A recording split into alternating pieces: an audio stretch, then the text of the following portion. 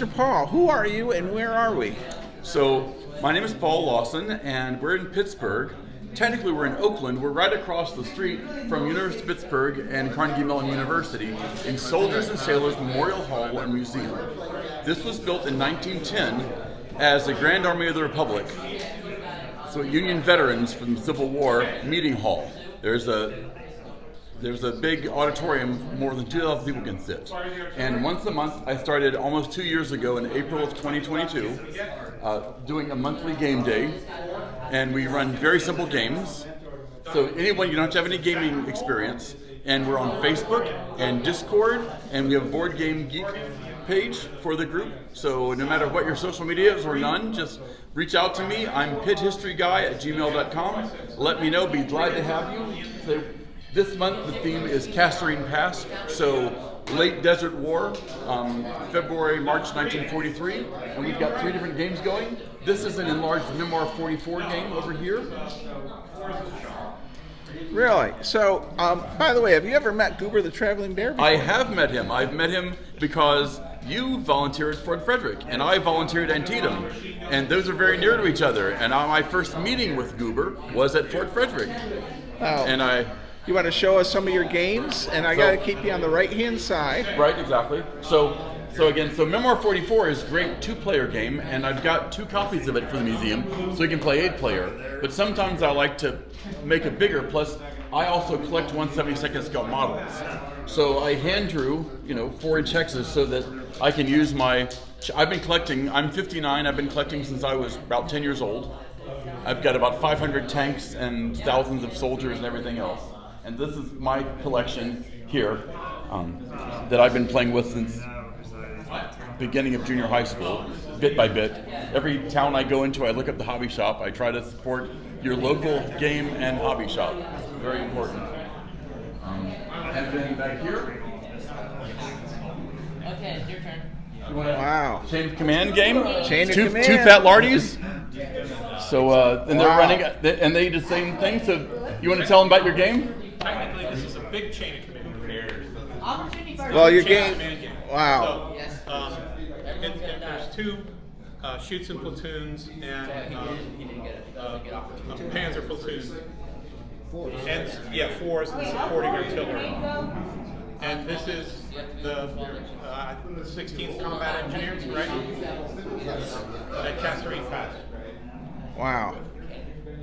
I love this half track, fellas.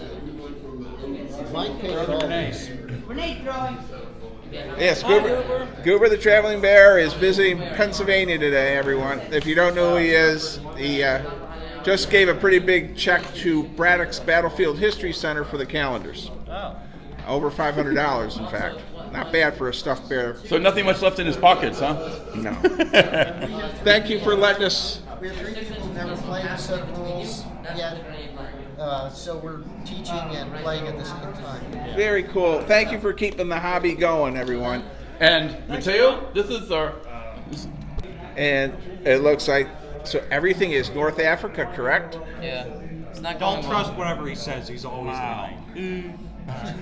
Very cool. And Mateo actually got all these guys into gaming. So who's winning right now?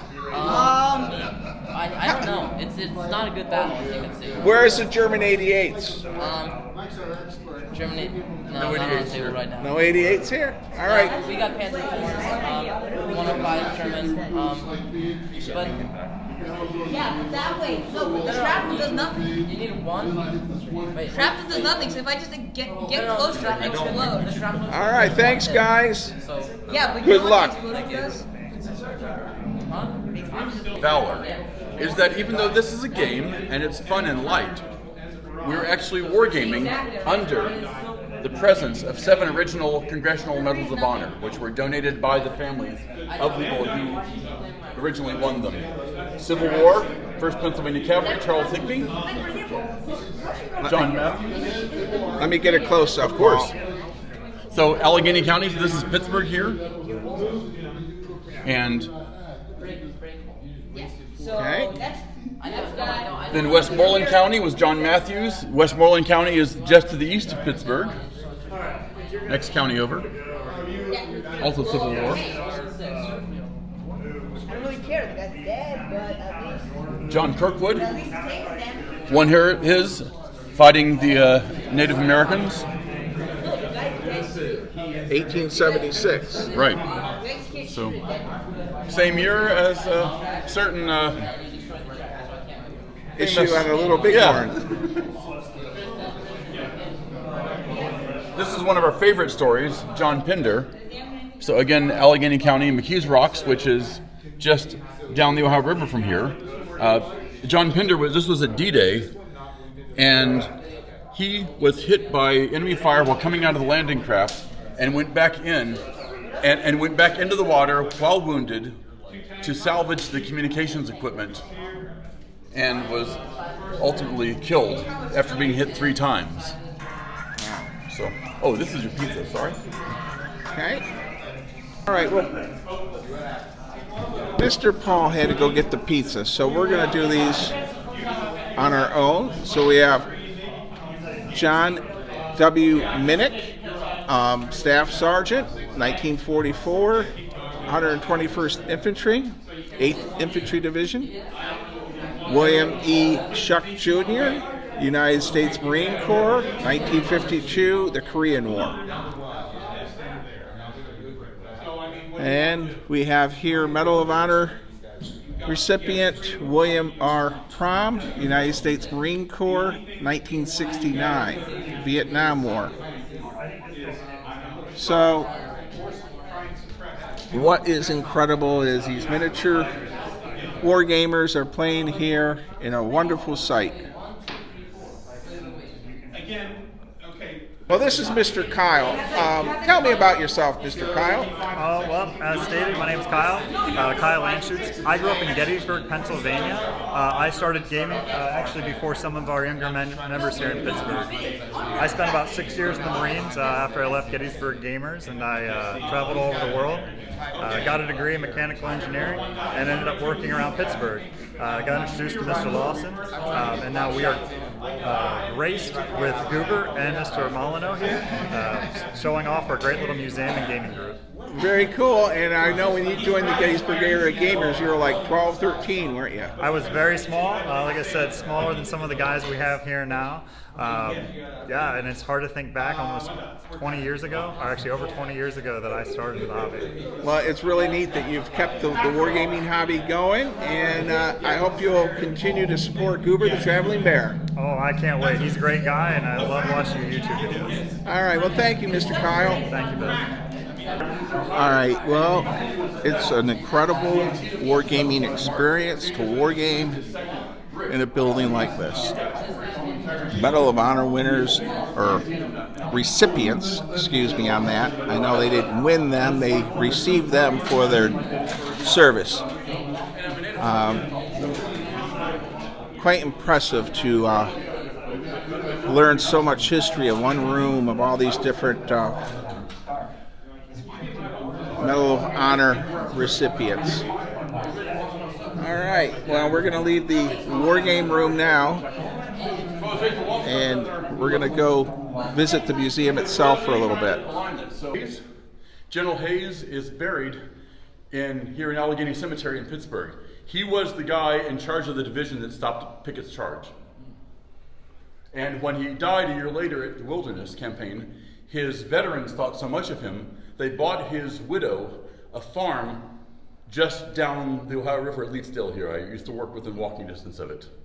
And so Hayes is a big deal to Pittsburghers. So great place to... All right, and Goober the Traveling Bear approves of this incredible museum. And I'm going to get a picture because Goober's going to be, we're going to have this be our 2025 calendar Right by the picture. parade cannon. Well, this museum is incredible. And unfortunately, you could spend the whole day here. So, we really needed to have stayed the night in Pittsburgh. And we're just going to walk on out. Paul's leading us out of the museum. Colonel Childs, McClellan wasn't so bad at Antietam except he couldn't use cavalry. And he was the head of the 4th Pennsylvania Cavalry at Antietam. And he died in his marker right beside the road coming from the Middle Bridge. So if you ever So, talk to me, I'm going to say it's either 1,000 times. because it is my church. this building is incredible. Minister and chaplain, and I've been all sorts of battlefields and places. Pittsburgh during the Civil War. Goober is finding this so intriguing. All right, well, we're going on to Fort Pitt. And When I showed them I was just thinking that. so this is the auditorium. this is where the Union veterans met when they first opened this in the Civil War, and you've got Lincoln's. It is immense. So you have Lincoln's speech in the back, You gotta get out of your way. right behind. I mean, theaters are nowhere near this big anymore. Gettysburg Address. Above the. Oh, wow. Wow. So that's the Gettysburg Address. This really is a monument to the. This is an incredible room. How many people would this? 2000, I believe. 2,000. 2000 and change, you know. And there's the Gettysburg Address. And there's Paul, a where ballroom are above we this. again? Soldiers and Sailors Memorial Hall and Museum, Oakland neighborhood of Pittsburgh, Pennsylvania. All right. Amazing. All right, we're going to head on to Fort Pitt. From one to the other, you would think they moved to Idaho or Saskatchewan or. Well, Bill Molyneux here closing out our visit here at Soldiers and Sailors Memorial Hall and Museum Trust. This museum was incredible. We could have spent the entire day here, room after room of just incredible museum artifacts. Here Goober is with an artillery piece. Paul Lawson was fantastic. And Mr. Tim Neff, the Vice President Director of the Museum and Education. I'm going to work on planning to visit this museum again and spend the entire day there. As you can see in these pictures, it's just hallways of incredible displays, and they rotate some of them out, I was told. And the highlight for me was these miniature and board war gamers were playing in the Hall of Honor room, surrounded by recipients of the Medal of Honors, and their stories of their sacrifice in military combat. And Paul had a lot of my board games there for people to play, along with miniature war games, and educating young kids there, preteens and teenagers, and older fellows too. It was really an incredible day trip to this site. So Soldiers and Sailors Memorial Hall and Museum is a Goober approved, 2 paws up, going to be in the 2025 calendar, and I can't say enough of how nice Mr. Tim Neff was, the Vice President Director of the museum. And once again, thank you for letting me video this wonderful site. Stay safe, be kind, and be courteous, everyone.